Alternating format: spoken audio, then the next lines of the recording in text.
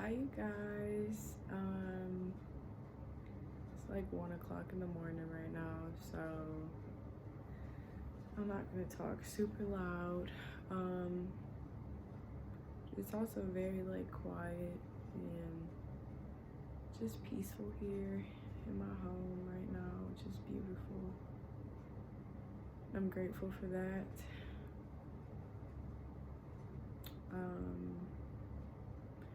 Yeah, so the Great Conjunction is almost here, and this is really New Year's. This is really the great shift that's happening, and it's a lot. It's a lot of information that goes into it, so I'm gonna put links to all of my favorite videos. I haven't read many articles about it, so I'll put links down so you guys can do your own research and, find your own interpretations with your own life from it. But yeah, I just want to talk about just some keynotes that I'm taking into this shift with me and kind of where I'm going, how I'm going about this shift. I know it's like, we're just talking about like superpowers and gaining these superpowers and what to do with these and, waking up with them. And honestly, I think that the first step is to acknowledge and respect the basics of our power, which is our personal power, our foundation, that life force inside of us, our solar plexus, our intuition, our highest self, our abilities to create, to manifest, to really become and live what we want. That's power in itself. So, really tapping in and spending more time with yourself, more time in solitude and reflection, so we can let the messages and the downloads and the intuition and everything come to us. And just taking this winter solstice to just be more still and more silent.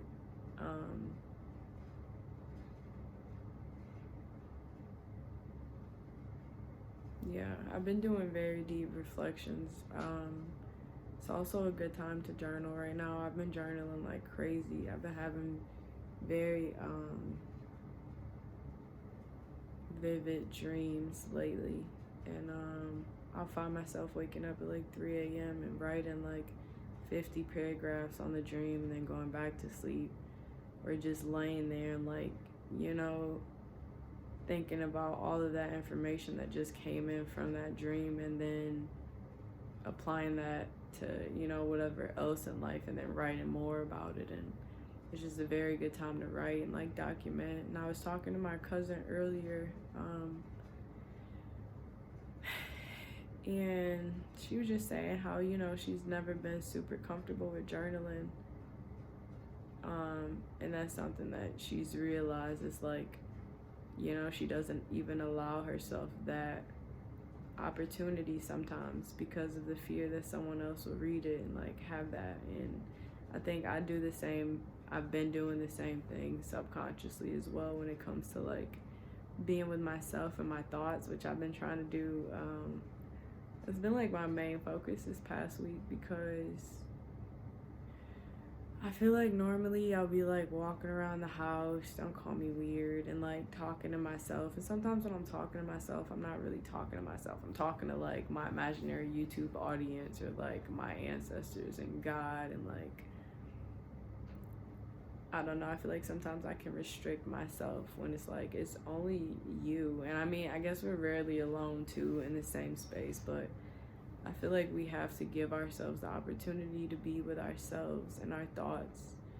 And that will really help when it comes to like the validating ourselves, because we do share so much with the world, and like that interaction and that response and getting that back from other people, that's that's great, but like how we view ourselves and our life and what we want to accomplish, it all comes from within. So it's like, you know, can you really sit with yourself and your thoughts and talk to yourself and like be yourself? And Moon Mama, I talked to her on my channel last week. She was saying how prayer isn't, you know, it's not us trying to just connect to some higher source. It's us connecting to ourselves, to our personal power, to the God within us. Like, it's us reconnecting to that. It's us reuniting with ourselves. So I've been really trying to view prayer as a more self-care, like, kind of act, as opposed to me, like, praying for someone else to come rescue me, or, you know, getting out of that mentality. So yeah, that, and I think overall just being more open-minded, is both of the planets, Jupiter and Saturn, right? Yeah, it's Jupiter and Saturn conjunct in Aquarius, the air signs full of knowledge, and also on the opposite end of Leo, so the opposite of ego, putting our ego aside to think about the collective and what's important for the collective, and really, you know, what's right for everybody. So putting that in the scope of our brains and our minds, and, you know, really putting aside, like, this is really the death of our ego, so we can come together and create something more beautiful. And, like, you know, our ego isn't a bad person, but our ego is a child. And our ego helps us to realize our personal power. And once we get to that point, we have to learn to teach our ego to chill. Like, all right, now you can sit there, because you know, you can't help me any further anymore. So moving past that and thinking about the collective and really what we're doing in our day-to-day in our life. Was also researching about the Neptune and Capricorn placement, which is a generational thing. I think it's 85 to 98. I could be wrong. We'll put it there. But yeah, that was just saying how us with this Neptune and Capricorn placement, you know, Neptune is a very cloudy, it's a nebulous planet, and having that placement is difficult because it's harder for us to connect to the reality of what success and career and, like, what our future looks like what our future looks like. What is success? What is the work career success? Like, what does it look like? It's finding a way to make that more of a reality, as opposed to trying to escape into this idealized fantasy of what success is. Like, it's unrealistic and it's not working, and it's the reason why our generation suffers the worst depression and the worst setbacks, because we have such high unrealistic expectations of career and success that it literally drains us. Like, we tear ourselves down when we feel disappointed in ourselves, even though, you know, we're still fresh. Like, we still have time, we still have life. Yeah, so I think I've been, you know, learning wherever our placement is at for that season, to put more focus towards that. So my Neptune and Capricorn people, that's something for this Capricorn season that we're shifting into in this new moon in Capricorn, full moon in Cancer, is really, I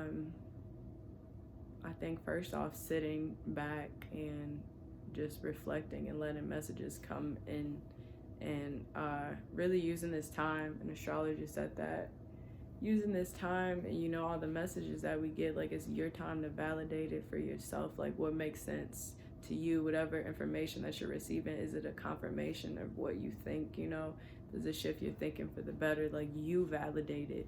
None of these messages that I give to you guys or other people give to you guys, we provide information, but at the end of the day, we all are accountable for ourselves and how we perceive this information and what we do with it. So you validate whatever here resonates with you, take it. Whatever doesn't, leave it. You know, our journeys are different. I'm not completely the same as you, but the collective, which is why I'm doing this video. But I think the first step is really sitting back and just reflecting, which is what I've been doing. I had to take time away from Renee relations, which has really been hard for me, I think, because sometimes I bury myself in my work. Because with that Neptune and Capricorn, like the escapism, escaping into work and doing things to avoid real things, like letting go of grief and talking about emotions.